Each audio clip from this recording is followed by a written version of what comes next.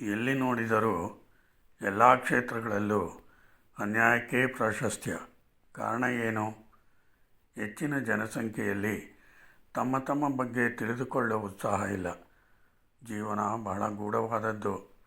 ಎಲ್ಲಕ್ಕೂ ಮಾನವನ ಅಧಾರ್ಮಿಕ ಪ್ರವೃತ್ತಿಯೇ ಕಾರಣ.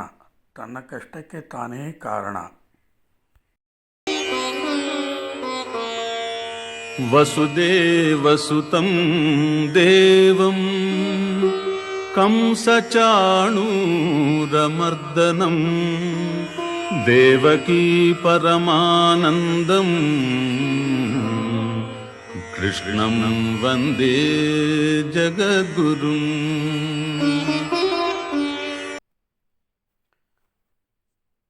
ಎಲ್ಲೇ ಏನೇ ಅಕೃತ್ಯಗಳು ಅನ್ಯಾಯಗಳು ನಡೆದರೂ ಅದಕ್ಕೆ ಮುಖ್ಯ ಕಾರಣ ಏನು? ಅದನ್ನು ಹುಡುಕಬೇಕು.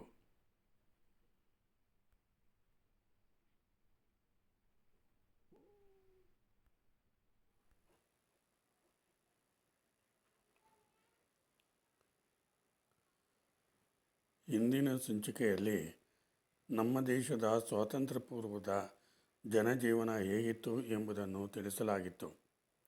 ಈ ಸಂಚಿಕೆಯಲ್ಲಿ ಕೇವಲ 70 ವರ್ಷಕ್ಕೆ ಇಂದಿನ ಜನಜೀವನ ಅಸ್ತವ್ಯಸ್ತ ಹಾಗೂ ಹೆಚ್ಚು ದುಃಖಮಯವಾಗಲು ಕಾರಣವನ್ನು ಗೀತಾಚಾರ್ಯನ ಉಪದೇಶ ಕ್ರಮದಿಂದ ಕಂಡುಕೊಳ್ಳಲು ಪ್ರಯತ್ನಿಸಬೇಕು. ಆಗ ಮಾತ್ರ ನಮ್ಮ ತಾಪತ್ರಯ ಬದುಕಿಗೆ ಶಾಶ್ವತ ಪರಿಹಾರ ಸಿಕ್ಕಿ ವ್ಯಕ್ತಿಗತವಾಗಿ ಒಬ್ಬೊಬ್ಬರೂ ಶಾಶ್ವತ ಸಂತೋಷ, ನೆಮ್ಮದಿ ಬದುಕಿನಿಂದ ಬದುಕಲು ಸಾಧ್ಯ. ಈಗಿನ ಪರಿಸ್ಥಿತಿಯಲ್ಲಿ ಈ ಜಗತ್ತಿಗೆ ಬೇರೊಂದು ಮಾರ್ಗವೇ ಇಲ್ಲ.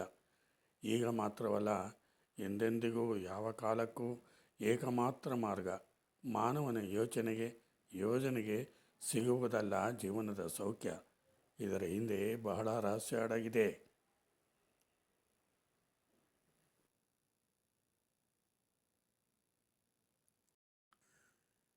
ಯಾವುದೇ ಯುಗವಾಗಲಿ, ಯಾವುದೇ ಕಾಲವಾಗಲಿ, ಈ ಜಗತ್ತಿನಲ್ಲಿ ಸೌಖ್ಯ ಸಂತೋಷದ ಜೀವನ ನಡೆಸಿ ನಂತರದ ಬದುಕಿಗೂ ಉತ್ತಮ ಪದವಿ ಪಡೆಯಲು ಜಗತ್ತಿಗೆ ಇರುವುದು ಒಂದೇ ಮಾರ್ಗ. ಅದನ್ನೇ ನಮ್ಮ ಹಿರಿಯರು ಧರ್ಮ ಮಾರ್ಗ ಎನ್ನುತ್ತಾರೆ. ಕೇವಲ ಈ ಮಾತು ಹಿರಿಯರ ಅಭಿಪ್ರಾಯವಲ್ಲ. ಭಗವದ್ಗೀತೆಯ ಶ್ಲೋಕಗಳಲ್ಲಿ ಭಗವಂತನ ಅಭಿಪ್ರಾಯವೂ ಅದೇ ಆಗಿದೆ. ಅದಕ್ಕಾಗಿಯೇ ತಾನು ಅವತಾರ ಮಾಡುವ ಸಮಯವನ್ನು ತಿಳಿಸುವಾಗ ಯದಾ ಯದಾ ಹಿ ಧರ್ಮಸ್ಯ ಶ್ಲೋಕಗಳಲ್ಲಿ ಧರ್ಮದ ಮಹತ್ವವನ್ನು ಸಾರಿದ್ದಾನೆ. ಯಾವ ಯಾವ ಕಾಲದಲ್ಲಿ ಧರ್ಮವು ಹಾನಿಗೆ ಒಳಪಡುವುದೋ, ಅಧರ್ಮದ ಉನ್ನತಿಯಾಗುವುದೋ, ಆಯಾ ಕಾಲದಲ್ಲೆಲ್ಲ ಧರ್ಮದ ರಕ್ಷಣೆಗಾಗಿ, ಅಧರ್ಮದ ನಾಶಕ್ಕಾಗಿ ಪ್ರತಿಯುಗದಲ್ಲೂ ಅವತಾರ ಮಾಡುತ್ತೇನೆ. ಈ ಭಗವಂತನ ಮಾತಿನ ಗುಟ್ಟೇನು? ಧರ್ಮಕ್ಕಿರುವ ಮಹತ್ವವೇನು? ಮನುಷ್ಯ ಮಾತ್ರಕ್ಕಲ್ಲ, ಸಕಲ ಜೀವಕೋಟಿಗೂ ದೇವ ಪಿತೃಗಳಿಗೂ ಧರ್ಮವೇ ಮೂಲ.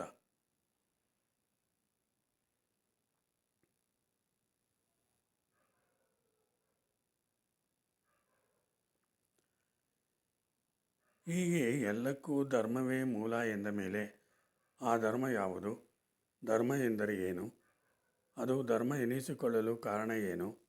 ಧರ್ಮದ ಪ್ರಭಾವ ಏನು? ತಿಳಿಯೋಣ. ನಾವು ಕಾಣುತ್ತಿರುವ, ನಾವು ಬದುಕುತ್ತಿರುವ ಈ ಲೋಕ ಅಥವಾ ಭೂಲೋಕ, ಇತರ ಸೃಷ್ಟಿಕರ್ತರು ಯಾರು? ಯಾರ ಪ್ರಭಾವದಿಂದ ಈ ಲೋಕ ವ್ಯವಹಾರ ನಡೆಯುತ್ತಿದೆ? ನಮ್ಮ ಮೆದುಳಿನಿಂದ ಅಥವಾ ನಮ್ಮ ಬುದ್ಧಿಶಕ್ತಿಯಿಂದ ಇದರ ಗುಟ್ಟು ತಿಳಿಯುವುದು ಕಷ್ಟ ಸಾಧ್ಯ. ನಮ್ಮ ಅನುಭವದ ಪ್ರಕಾರ ಭೂಮಿ ಒಂದೇ ನಮ್ಮ ಜೀವಿಕೆಗೆ ಆಧಾರವಲ್ಲ. ಇದಕ್ಕೆ ಸಹಾಯಕವಾಗಿ ಸೂರ್ಯ, ಚಂದ್ರ, ಹಗಲು, ರಾತ್ರಿ, ಗ್ರಹಗಳು, ಸಮುದ್ರ, ಪಂಚಭೂತಗಳು ಇವು ನಮ್ಮ ಕಣ್ಣಿಗೆ ಕಾಣುವ ಆಧಾರಗಳು. ಇವು ಇದ್ದ ಮಟ್ಟಿಗೆ ಎಲ್ಲ ವ್ಯವಹಾರಗಳು ನಡೆಯುವೆ. ಇವೆಲ್ಲ ಕ್ರಮ ತಪ್ಪದಂತೆ ತಮ್ಮ ತಮ್ಮ ಕಾರ್ಯಗಳನ್ನು ಮಾಡಲು ಸಾಮರ್ಥ್ಯ ಕೊಟ್ಟಿರುವವರು ಯಾರು? ಯಾವ ಯಾವ ಕಾರ್ಯ ನಿರ್ವಹಿಸಬೇಕು ಎಂಬ ಶಾಸನ ಮಾಡಿರುವವರು ಯಾರು? ಯಾರ ಭಯದಿಂದ ಈ ಗ್ರಹಾದಿಗಳು ತಮ್ಮ ಕಾರ್ಯಗಳನ್ನು ನಿರ್ವಹಿಸುತ್ತಿವೆ?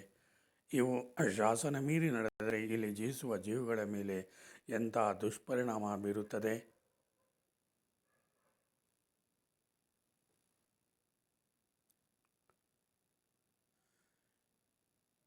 ಈ ವಿಚಾರ ಕ್ರಮದಿಂದ ನಾವು ನಮ್ಮ ಬದುಕಿನ ಬಗ್ಗೆ ಯೋಚಿಸಿದರೆ ನಮಗೆ ಒಂದು ಸಿದ್ಧಾಂತ ಮೂಡಿಬರುತ್ತದೆ. ಈ ಜಗತ್ತಿನ ವ್ಯಾಪಾರಕ್ಕೆ ಯಾರದೋ ಆಜ್ಞೆ ಅಥವಾ ಶಾಸನ ಇರಬೇಕು.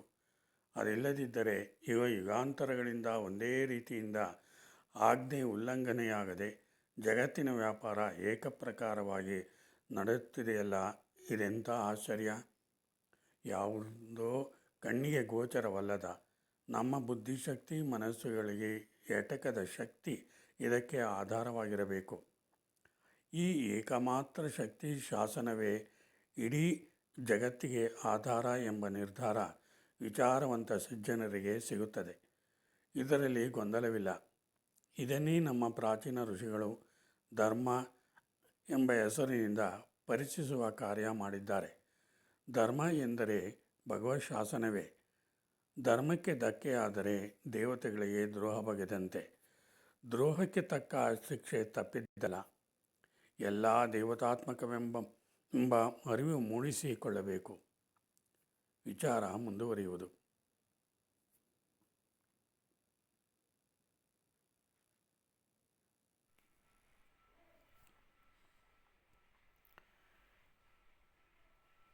ದೇವತೆಗಳೆಂದರೆ ದಿವ್ಯಶಕ್ತಿ ಸಂಪನ್ನರು, ಭಗವಂತನ ಆಜ್ಞಾಪಾಲಕರು ಹಾಗೂ ಜಗತ್ತಿನ ಕಾರ್ಯನಿರ್ವಾಹಕರು. ದೇವತೆಗಳ ಅನುಗ್ರಹವಿಲ್ಲದೆ ಮಾನವನ ಆಟ ಏನೂ ನಡೆಯದು. ಇಂಥ ದೇವತೆಗಳಿಗೂ ಧರ್ಮವೇ ಮೂಲ. ಇವರು ಧರ್ಮಪಕ್ಷಪಾತಿಗಳು. ಯಾರು ಧರ್ಮನಿಷ್ಠರೋ, ಧರ್ಮಾವಲಂಬಿಗಳು ಅಂಥ ಮಾನವರ ಕ್ಷೇಮ ಸುಧಾರಣೆ ಮಾಡುವವರು. ಅಧರ್ಮಿಗಳಿಗೆ ಕಾಲಪಕ್ವವಾದಾಗ ತಾಪತ್ರಯಗಳಿಗೆ ಸಿಲುಕಿಸಿ ನರಕಯಾತನೆ ಕೊಡುವವರು ಆ ದೇವತೆಗಳೇ. ತಾಪ ಎಂದರೆ ಬಾಧೆ, ತ್ರಯ ಎಂದರೆ 3 ಬಗೆ. ಎಂದರೆ ಮನುಷ್ಯನು 3 ಬಗೆಯಲ್ಲಿ ಬಾಧೆಗಳನ್ನು ಅನುಭವಿಸುತ್ತಾನೆ. ಅದರಲ್ಲಿ ಒಂದು ಬಗೆ ಶಾರೀರಿಕವಾಗಿ ರೋಗ ರುಜಿನಾದಿಗಳು, ಮಾನಸಿಕ ಚಿಂತನೆಗಳು. ಇದನ್ನು ಆಧ್ಯಾತ್ಮಿಕ ಎನ್ನುತ್ತಾರೆ. ಎರಡನೇ ಬಗೆ ಆದಿದೈವಿಕ ಎಂದರೆ ಈಗಿನ ಜನಾಂಗಕ್ಕೆ ಬಂದು ಒದಗಿರುವುದು ಆದಿದೈವಿಕ ಬಾಧೆಗಳೇ. ಕಾಲಕ್ಕೆ ಸರಿಯಾಗಿ ಮಳೆ ಬರುವುದಿಲ್ಲ, ಬೆಳೆ ಬೆಳೆದರೂ ಅದು ಕೈಗೂಡುವುದಿಲ್ಲ.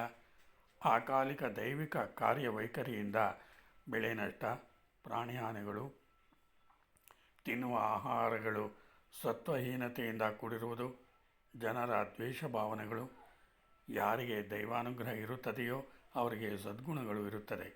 ದೈವಚಿಂತನೆಯ ಅಭಾವ, ಸದಾ ಪರಹಿಂಸೆಯಲ್ಲಿ ಆಸಕ್ತಿ, ದೈವದ್ವೇಷ, ದೇಹದ ಮೇಲೆ ಅತ್ಯಂತ ಅಭಿಮಾನ, ಆತ್ಮವಂಚನೆ ಹೀಗೆ ಅನೇಕ ಬಗೆಯ ಬಾಧೆಗಳಿಂದ ನರಳುವುದು ಆದಿದೈವಿಕ ಶಾಪ.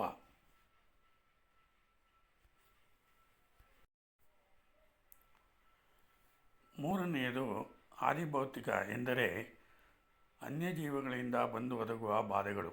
ಇದು ಮನುಷ್ಯರ ಮಧ್ಯೆ ದ್ವೇಷದಿಂದ ಅಥವಾ ಪ್ರಾಣಿಗಳಿಂದ, ಸರ್ಪಾದಿ ಜಂತುಗಳಿಂದ ಬಂದೊದಗುವ ಬಾಧೆಗಳು. ಮನುಷ್ಯನಿಗೆ ಈ 3 ಸಾಕು ನರಕವಾಸಕ್ಕೆ. ಬೇರೆ ಲೋಕಕ್ಕೆ ಹೋಗುವ ಅವಶ್ಯಕತೆ ಇಲ್ಲ. ಈಗಿನ ಕಾಲದ ಘಟ್ಟದಲ್ಲಿ ಮನುಷ್ಯನ ಸಂಪತ್ತು ಇದೆ ತಾನೇ. ಹೊರಕ್ಕೆ ನೋಡಲು ಅಭಿವೃದ್ಧಿ, ಜೀವಿಯ ಒಳಗೆ ಬರೀ ಬಾಧೆಗಳೇ. ಇದರಿಂದ ತಪ್ಪಿಸಿಕೊಳ್ಳಲು ಒಂದೇ ದಾರಿ. ಮಾನವನ ಶ್ರೇಯಸ್ಸಿಗಾಗಿಯೇ ನಮ್ಮ ಋಷಿಗಳ ಕೊಡುಗೆ ರಾಮಾಯಣ, ಮಹಾಭಾರತ, ಭಾಗವತ, ಪುರಾಣ, ಇತಿಹಾಸಗಳು. ಇವುಗಳಿಗೆ ಶರಣಾದರೆ ಮಾತ್ರ ಜೀವನದ ಸಾರ್ಥಕತೆ. ನಾವು ಸ್ವಾತಂತ್ರ್ಯ ಎಂಬ ಅಜ್ಞಾನಕ್ಕೆ ಬಲಿಯಾದರೆ ನರಕಕ್ಕೆ ಎಲ್ಲೂ ಹೋಗಬೇಕಾಗಿಲ್ಲ. ಅಧರ್ಮಗಳಿದ್ದಲ್ಲಿ ಅಲ್ಲೇ ನರಕ. ಇದು ಭಗವಂತನ ಲೀಲಾ ಜಗತ್ತು. ತಿಳಿಯುವುದು ಬಹಳಷ್ಟಿದೆ. ಜೀವನ ಪರ್ಯಂತ ತಿಳಿದರೂ ಸಾಲದು.